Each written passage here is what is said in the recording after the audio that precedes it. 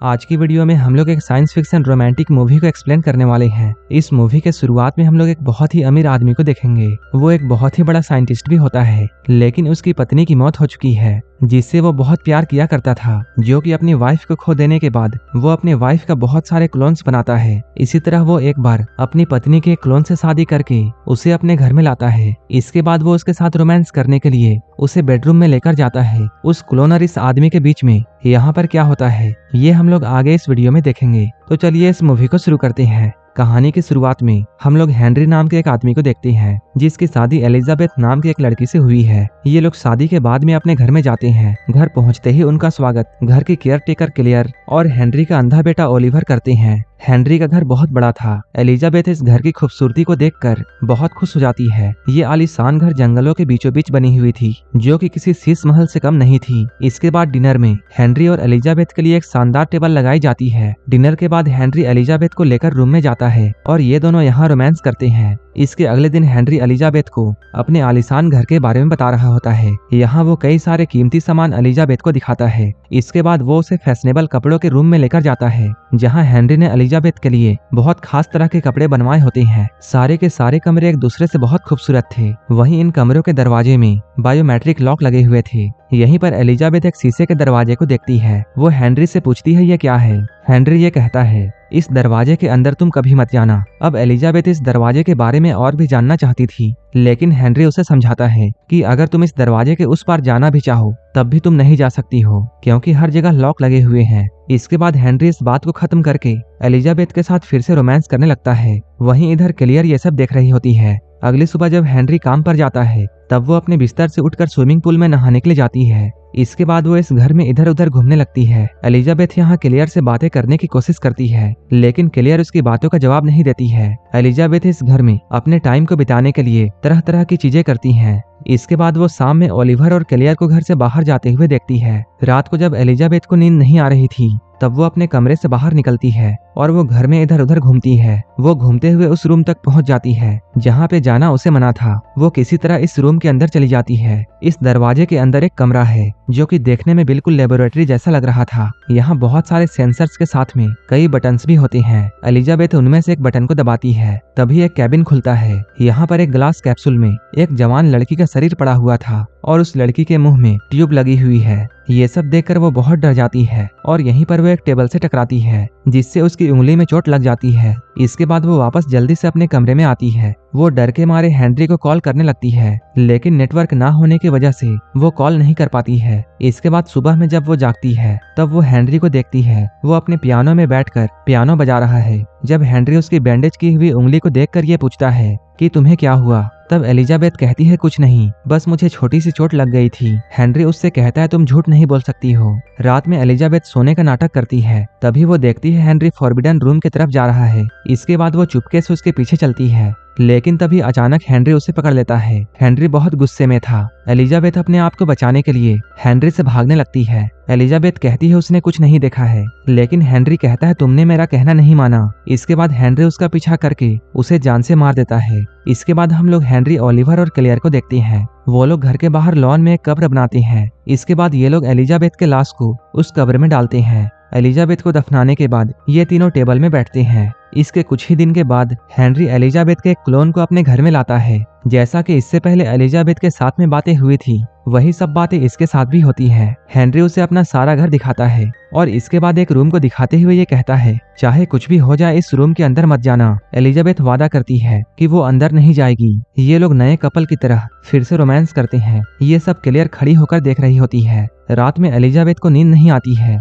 इसके बाद वो घर में इधर उधर घूमती है। वो किचन में क्लियर को देखकर उससे बातें करती है। यहाँ क्लियर एलिजाबेथ से कुछ कहना चाहती थी, लेकिन तभी हेनरी यहाँ आ जाता है और वो अपने वाइफ को बेडरूम में लेकर जाता है। सुबह में हेनरी अपने काम पर जाता है और एलिजाबेथ हमेशा की तरह इस घर में घूम रही होती है। वो यहाँ पर क्लियर और ओलिवर को ढूंढती है, लेकिन उसे कोई जवाब नहीं मिलता है। वो पहले की तरह ही अपने टाइम को बिताने के लिए बहुत सारे कपड़े ट्राई करने के अलावा कई तरह के गहनों को पहनती है, लेकिन रात में घूमते हुए वो भी उस फॉरबिडन रूम की तरफ जाती है और वो उस रूम के अंदर चली जाती है। लेकिन तभी वो चिल्लाकर यहाँ से भागती है, क्योंकि उसने भी वही क्लोन्स देखी थी।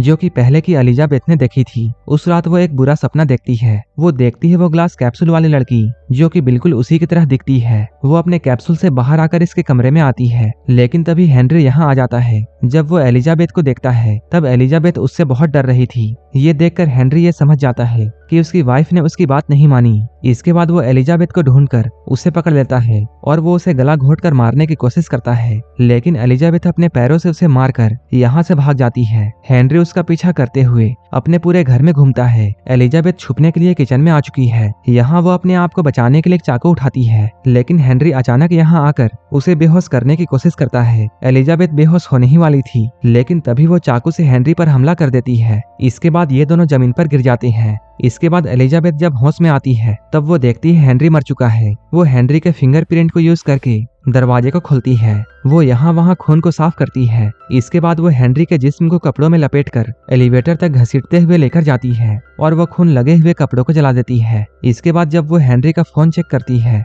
तब वो देखती है यहाँ क्लियर के बहुत सारे कॉल्स हैं। इसके बाद एलिजाबेथ हेल्प के लिए इमरजेंसी नंबर पर कॉल करती है, लेकिन उसे अपने एरिया का लोकेशन पता नहीं था। कुछ देर के बाद जब ओलिवर और क्लियर घर में आते हैं तब एलिजाबेथ इन दोनों को देखकर सब कुछ ठीक होने का नाटक करती है। क्लियर एलिजाबेथ को अभी तक जिंदा देखकर बहुत हैरान थी। एलिजाबेथ कहती है हेनरी ऊपर आराम कर रहा है। अब क्लियर किचन की तरफ जाती है, लेकिन तभी उसे हार्ट अटैक आने की वजह से वो यहीं पर गिर जाती है और फोन उठाकर मदद बुलाती है। तभी एम्बुलेंस आकर क्लियर को ले जाती है। इधर एलिजाबेथ निकलने की कोशिश करती है, लेकिन ओलिवर कहता है अगर वो इस दरवाजे को खोलकर बाहर गई तब वो उसकी मदद नहीं कर पाएगा। ओलिवर ये समझ चुका था कि हेनरी मर चुका है। एलिजाबेथ उसे अपनी सफाई देने की कोशिश करती है कि ये सब सेल्फ डिफेंस में हुआ है। ओलिवर कहता है वो भी हेनरी से नफरत करता था। इसके बाद ओलिवर उसे पास में एक घर दिखाता है और वो कहता है वो लोग साथ में रह सकते हैं। वो ओलिवर से पूछती है वह कौन है, तब ओलिवर उसे उसके बारे में बताता है। वो कहता है वो हेनरी के क्लोन वाइफ में से एक है और उसका नंबर 5 है। हेनरी कहता है तुम जितना दूर हो सके यहाँ से भाग जाओ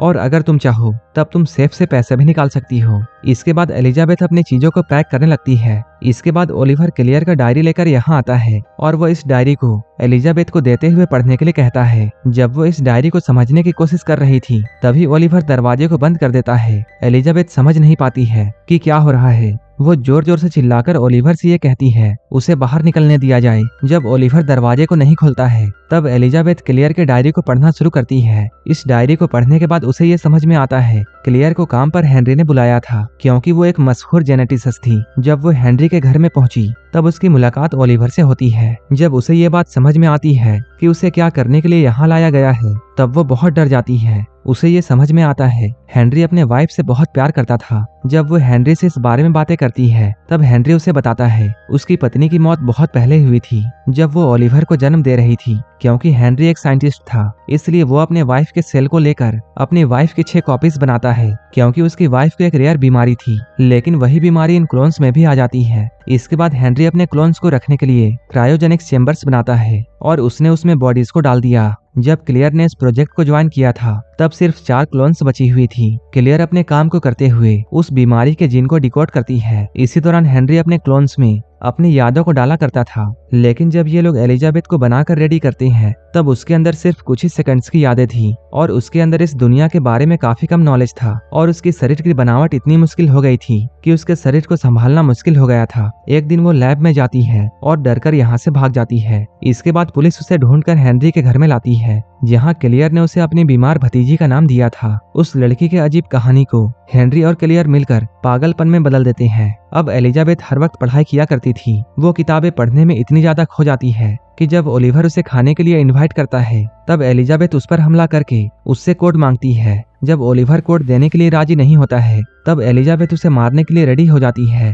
तब ओलिवर डर कर उसे कोड दे देता है। जब वो लैब में जाकर देखती है तब वो पाती है ओलिवर 6 एलिजाबेथ के शरीर पर काम कर रहा है। ओलिवर उससे मदद मांगता है। क्लोन 5 यहाँ आकर क्लोन 6 के सर को पकड़ती है। तभी ओलिवर उसके अंदर सेडेटिव इंजेक्ट कर देता है और अब वो अपने क्लोन्स की यादों में खो जाती है। तभी एलिजाबेथ अचानक नींद से जागती है। वो देखती है वो बिस्तर से बंधी हुई है। वो अपने आप को इससे आजाद नहीं कर पाती है। इसके बाद वो फिर से क्लियर के डायरी को पढ़ना शुरू करती है। वहीं इधर हम लोग क्लियर को देखते हैं। क्लियर अभी अपने रिसर्च में लगी हुई है। एक हफ्ते बाद वो क्लोन मर जाती है। क्लियर को ये बात समझ में आ गई कि न्यूरो डिजेनरेशन फिर से शुरू हो गई है। हेनरी और क्लियर इस बात से बहुत उदास थे।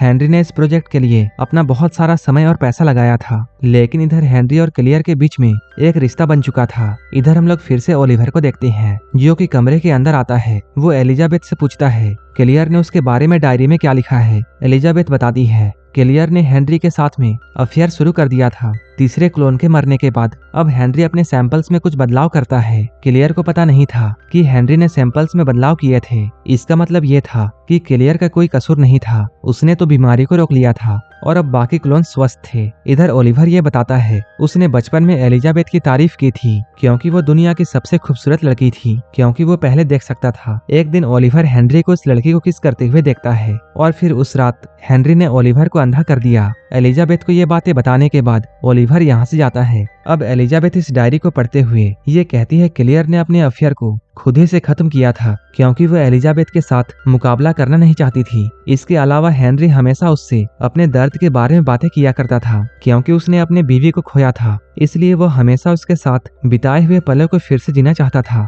क्लियर को एलिजाबेथ के बच्चे के बारे में कोई भी जानकारी नहीं मिलती है और वो समझ जाती है ओलिवर हेनरी का बेटा नहीं है बल्कि वो खुद है। उसने खुद को ही बनाया है क्योंकि उसे ये डर था कि एलिजाबेथ उसके अभी के रूप को नहीं चाहेगी। सुबह में जब एलिजाबेथ उठती है तब वो अपने गले के पास में एक नुकीली चीज को महसूस करती है। ये ओलिवर था। ओलिवर उससे पूछता है क्लियर ने डायरी में उसके बारे में क्या लिखा है। एलिजाबेथ बोलती है क्लियर ने उसे हेनरी का क्लोन समझा था, लेकिन यह सच नहीं है क्योंकि हेनरी ने एक बर्थ सर्टिफिकेट दिखाया था, इसलिए ओलिवर हेनरी नहीं है। अब एलिजाबेथ पूछती है क्या तुम मुझसे प्यार करते हो और वो उसे अपने पास बुलाती है। इसके बाद वो अपने पैंट्स को उतारकर ओलिवर को फिर से अपने पास बुलाती है। अब ओलिवर कंट्रोल नहीं कर पाता है और वो एलिजाबेथ के पास आता है, लेकिन एलिजाबेथ उसे जमीन पर गिरा देती है और वो उसे मारना शुरू करती है। वो उससे चाबी और बाहर जाने का कोड मांगती है, लेकिन तभी दूसरी एलिजाबेथ कमरे में आती है जिसके हाथ में गन होती है। ये दोनों क्लोन्स एक दूसरे को देखती है। ये दोनों बिल्कुल एक जैसी थी। इधर ओलिवर ये कोशिश करता है कि वो नई एलिजाबेथ को अपने तरफ करे और उससे कहे कि ये पुरानी वाली एलिजाबेथ असली नहीं है,